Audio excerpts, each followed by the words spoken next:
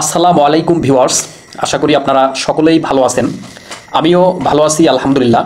তো আমরা যারা প্রতিনিয়ত ক্রিকেট খেলা দেখি বা ক্রিকেটের প্রতি আমাদের যাদের একটু ভালোবাসা আছে বা ক্রিকেটের একটু আইডিয়া আমাদের যাদের আছে, আমরা জানি যে আগামীকালকে বাংলাদেশ এবং আয়ারল্যান্ডের মধ্যকার প্রথম টেস্ট ম্যাচ।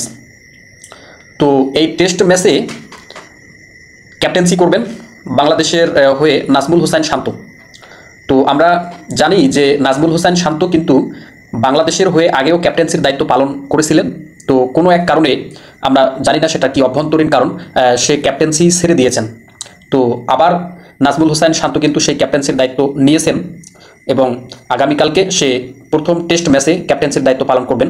তো আয়ারল্যান্ডের বিরুদ্ধে বাংলাদেশের টেস্ট দল খেলার জন্য যে 14 সদস্যের দল ঘোষণা করেছে বাংলাদেশ, তো নাজমুল হোসেন শান্ত সে ক্যাপ্টেন্সির দায়িত্ব পালন করবেন। লিটন কুমার দাস, জাকের আলী অনিক, মেহেদি হাসান মিরাজ, খালেদ আহমেদ, ইমাদত হোসাইন, তাইজুল ইসলাম, হাসান মাহমুদ, নাহিদ রানা, সর্বমোট 14 সদস্যের দল ঘোষণা করেছে বাংলাদেশ ক্রিকেট বোর্ড। তো যে 14 জন প্লেয়ার আয়ারল্যান্ডের বিরুদ্ধে প্রথম টেস্ট খেলবেন তাদের আমি নাম বললাম। তো হচ্ছে যে আয়ারল্যান্ডের হয়ে কে কে বাংলাদেশের বিরুদ্ধে টেস্ট ম্যাচ খেলবেন।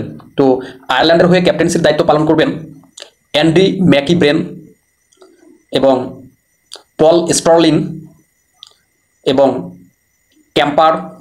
তো গ্রাহাম হিউম অত্যন্ত ভালো বল করে থাকেন। তারপরে হ্যারি টেক্টর, তারা খেলবেন আর কি। আরও প্লেয়ার আছেন, তারা বাংলাদেশের বিরুদ্ধে প্রথম টেস্ট ম্যাচ খেলবেন। তো প্রথম টেস্ট ম্যাচ কোথায় খেলা হবে? বাংলাদেশ এবং আয়ারল্যান্ড এবং বাংলাদেশ প্রথম টেস্ট ম্যাচ হবে সিলেট ক্রিকেট স্টেডিয়ামে, সিলেটে হবে আর কি। তো আমরা জানি যে সিলেটের পিচ কিন্তু অত্যন্ত ভালো পিচ।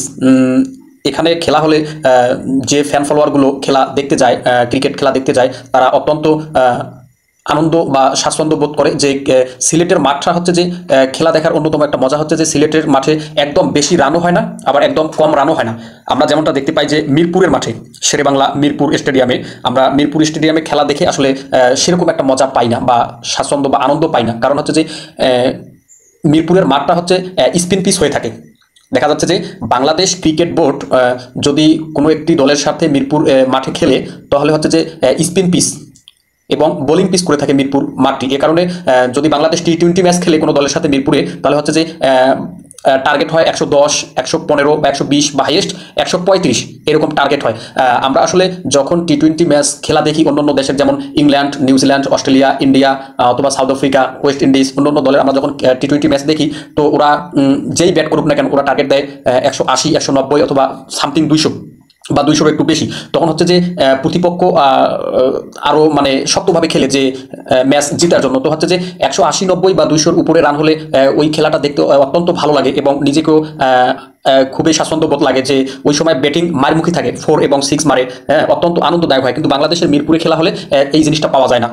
মিরপুরে হাইয়েস্ট টার্গেট হয় 135, 140 টি-20 ম্যাচে। তো এই জন্য বাংলাদেশ কিন্তু এই ধরনের পিচে খেলে ওই বাইরের দেশে নিউজিল্যান্ডে গিয়ে বা অস্ট্রেলিয়ায় গিয়ে বা ইংল্যান্ডে গিয়ে ম্যাচ জিততে পারে না। কারণ বাংলাদেশ লো স্কোরিং পিচ তৈরি করে এবং হয়তো বা 2-1টা বা সিরিজ ওখান থেকে বাংলাদেশ জিতে ফায়দা নেয়। কিন্তু অন্যান্য দেশে গিয়ে তারা ঠিকই ধরা খায় যে অন্যান্য দেশে 180, 190 বা 200 এরকম রান হলে বাংলাদেশ হচ্ছে যে ব্যাটিংয়ে নামতে নামতে দেখা যাচ্ছে যে 50 রানে 5 উইকেট নাই। তো বাংলাদেশ মিরপুর মাঠে যেরকমভাবে খেলে, এটা হচ্ছে যে বাংলাদেশ ক্রিকেটের জন্য, বাংলাদেশ ক্রিকেটের ভবিষ্যতের জন্য এটা হচ্ছে যে হতাশাজনক বা ভয়াবহ ছাড়া আর কিছুই না।